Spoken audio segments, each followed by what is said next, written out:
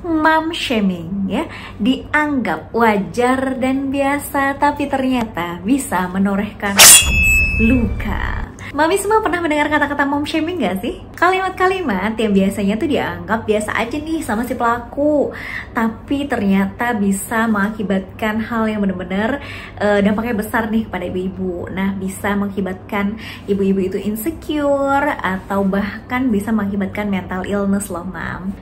Sebenarnya apa aja sih mom shaming itu dan gimana cara kita sebagai ibu-ibu biar tetap kuat untuk mengatasinya? Nah, simak terus videonya sampai akhir ya. Tapi sebelumnya boleh like dan komen di bawah ya. Mami pernah mengalami mom shaming gak sih? Kalau pernah, mom shaming seperti apa? Dan juga jangan lupa subscribe YouTube channel Albiru supaya aku masih semangat terus nih untuk sharing bersama ibu-ibu rumpi semuanya.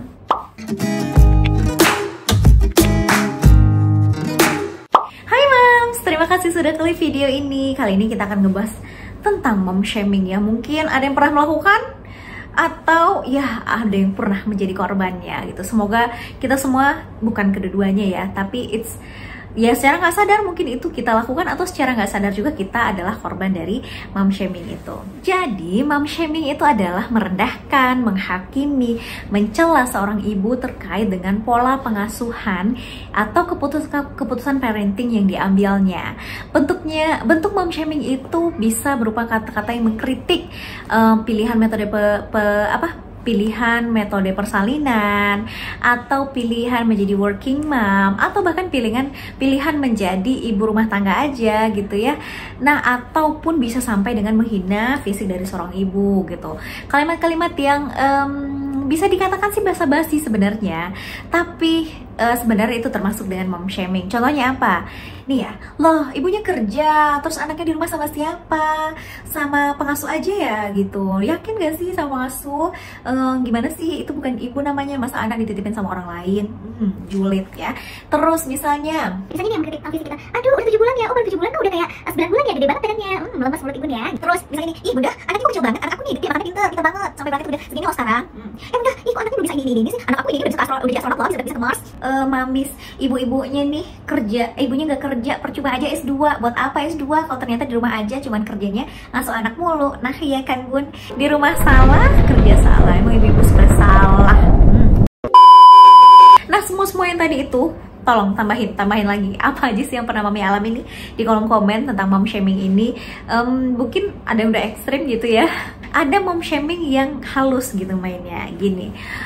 Kalau aku sih aku nggak menghakimi pilihan yang lain ya, tapi kalau aku sih aku nggak mungkin nih memberikan pengasuhan anakku ke orang lain. Masa nih ya pengasuhan anak kita kasih ke orang lain, tapi itu aku ya, tapi itu aku loh mam, aku bukan menghakimi yang lain gitu, cuman aku ya, aku pilihan aku ya gitu. Tapi bahasanya itu seakan-akan masa gitu ya, misalnya kayak masa sampai pengasuhan anak juga dikasih ke orang lain. Itu memang pilihan ibunda, itu memang pilihan bunda ya. Tapi mohon maaf, kalau kita memang nggak bisa melakukan pilihan seperti itu, jangan buat kita jadi merasa bersalah dong melakukan pilihan kita. Maksud kan, kayak dia nggak bilang, ih ibu gitu sih, enggak. Tapi dia tuh halus mainnya, kayak ih kalau aku sih masa aku ninggalin anak 24 jam kayaknya nggak mungkin deh, tapi itu pilihan aku ya gitu ya. Itu kan halus tapi nyelekit ya. Nah, hati-hati moms, ini semua itu termasuk ya contoh-contoh mom shaming yang hindari deh. Kalau bisa ngobrolin yang lain, mungkin harga saham kayak ngomongin harga tahu kayak harga minyak tuh yang udah 32.000, nggak ada lagi minyak 32.000, itu udah 37.000 2 kilonya sekarang satu kantong itu. Ngomongin hal yang lain aja, nggak usah ngomongin masalah pilihan orang lain, kecuali mau sharing itu beda dengan menghakimi orang lain ya gitu. Kalau sharing ya seperti ini kita nggak usah menjudge orang lain, jadi jangan jadi judgmental gitu. Nah, kenapa hal ini jadi meresahkan moms? Ya karena salah satunya adalah sosial media gitu. Jadi kita masih cenderung membanding-bandingkan kehidupan kita dengan kehidupan orang lain. Padahal percaya aja, setiap orang itu mereka itu pasti berperang di medan perangnya masing-masing gitu. Jadi kita berperang di medan perang kita masing-masing, jangan bandingkan diri kita dengan orang lain. Dan ingat, sosial media itu yang upload adalah yang bagus-bagusnya gitu. Nggak mungkin dong pas anak kayak lagi apa gitu terus diupload kan, nggak mungkin, termasuk saya. Jadi kalau yang emang kita bagikan adalah momen yang menyenangkan gitu, yang bisa kita share bersama orang lain. Tapi pusing-pusingnya kita, marah-marahnya kita berusaha untuk menyimpan itu sendiri. Nggak mungkin dong kita share ke sosial media seperti itu. Jadi consider bahwa sosial media itu memang orang nge-share yang baik-baiknya aja, yang enak-enaknya aja, seperti itu. Jadi kita memang harus bijak nih berekspresi di sosial media, terutama komen tuh. Ngomen itu memang mulutnya dijaga, bukan mulut, jempolnya dijaga seperti itu. Jadi jangan gampang untuk menghakimi hidup orang lain. Kita nggak pernah tahu, we never know. Kita nggak pernah tahu battle yang dialami seperti apa. Jadi lebih baik mendoakan aja, lebih baik didoakan aja seperti itu. Nah, yang terpenting adalah gimana sih cara menghadapi si komen-komen negatif itu supaya kita tetap tough menghadapinya dan menangkal. Semua julidah itu dari ibu-ibu sendiri, sesama ibu padahal kadang-kadang ya. Yang pertama adalah jangan direspon, jangan terlalu difikirkan. Susah bun, iya memang susah. Tapi semakin kita ngerespon, semakin kita semakin mikirin gitu kan. Ih, ada yang ngomen nih, ih kok anaknya kurus banget sih, ih enggak kurus kok, timbangannya tuh 55 kilo gitu. Itu kan makin meresahkan kita sendiri gitu. Jadi nggak usah dijawab, ya biarin aja gitu.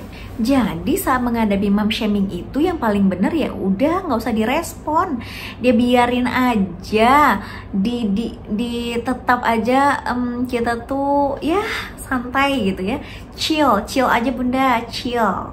Kalau kata orang mah haters will still hate you, itu kalau kata orang-orang ya, kayak punya haters aja. Ya enggak sih, maksudnya itu kayak haters will hate, haters will still hate. Oke, next. Nah, yang kedua adalah hapus postingan dan pertimbangkan untuk menutup akun sosial media. Kalau aku sih nggak bisa, itu cuma saran ya. Tapi kayaknya aku sih nggak bisa ya.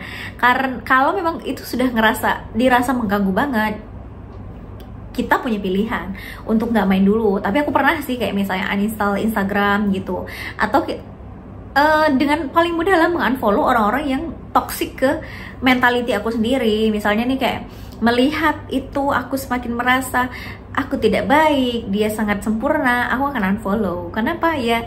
Aku lebih baik melakukan hal itu daripada aku mengorbankan kewarasanku sendiri. Jadi lebih baik mungkin nggak usah kepo sama kehidupan orang lain ya, gitu intinya. Yang ketiga adalah stay positif dan produktif. Ini adalah hal yang penting ya. Kenapa harus tetap produktif? Karena kalau kita produktif, kita nggak akan punya waktu lagi untuk memikirkan omongan orang lain. Contohnya kita yang misalnya udah punya waktu lebih ya, mungkin kayak aku nih punya mbak gitu yang mengandalkan orang lain untuk mengasuh anakku.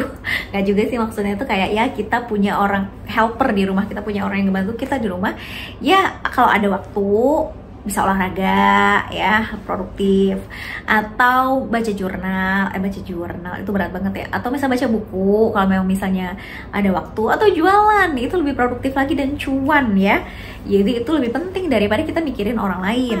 Yang keempat adalah tetap harus paham bahwa aku ini seorang ibu, aku melakukan yang terbaik menurut diriku dan sebisa dan semampuku, sesuai dengan kondisiku, sesuai dengan apa yang aku alami gitu. Jadi ini udah yang terbaik nih versi aku nih gitu. Kayak aku misalnya, aku ibu pekerja yang nggak bisa ngabisin waktu 1x24 jam sama anak, dan nggak bisa nyuapin anakku makan setiap hari, dan nggak bisa misalnya kayak aku harus keluar kota ninggalin anak segala macam, tapi aku tetap seorang ibu kok. Atau misalnya nih teman-teman misalnya yang udah S2 tapi ternyata cuma di rumah aja dan nggak kerja, atau kerja itu maksudnya kerja di luar ya, padahal di rumah juga kerja, lebih banyak lagi kerja di rumah daripada kerja di luar. Tapi ya apapun pilihan kita tuh tetap seorang ibu kok. Mau sesar, mau normal, mau menyusui ASI, mau ngasih sufor, kita tetap seorang ibu gitu. Nah, jadi itu adalah hal yang penting. Dan mungkin yang terakhir banget bagi aku adalah coba sih, kalau memang kita nggak seneng nih ada orang yang mengkritik kita, kurang-kurangin deh jempolnya kritik orang lain, kurang-kurangin deh kita membanding-bandingkan hidup kita dengan orang lain. Itu aja sebenarnya intinya. Dan untuk tetap tough adalah ya udah cuekin aja, cuekin aja, nggak usah terlalu dipikirin atau nggak usah dibaca kalau memang rasanya kita nggak kuat gitu. So jadi memang udah produktif aja, lakukan sesuatu yang emang bisa bikin kamu menjadi dirimu sendiri sesuai dengan apa yang kamu suka mamis, dan juga memberikan yang terbaik untuk anak kita versi kita sendiri. You can do it gitu, lakukan aja. Oke mam, segitu aja video untuk hari ini. Kalau mamis punya tips lainnya nih supaya kita anti badai, anti tornado kritikan orang lain, anti tornado julidah dari ibu-ibu lainnya, silahkan komen di bawah supaya kita bisa sharing dan menjadi kuat sama-sama. Itu aja video kali ini, jangan lupa nonton video Albiru yang lainnya ya mams. Bye.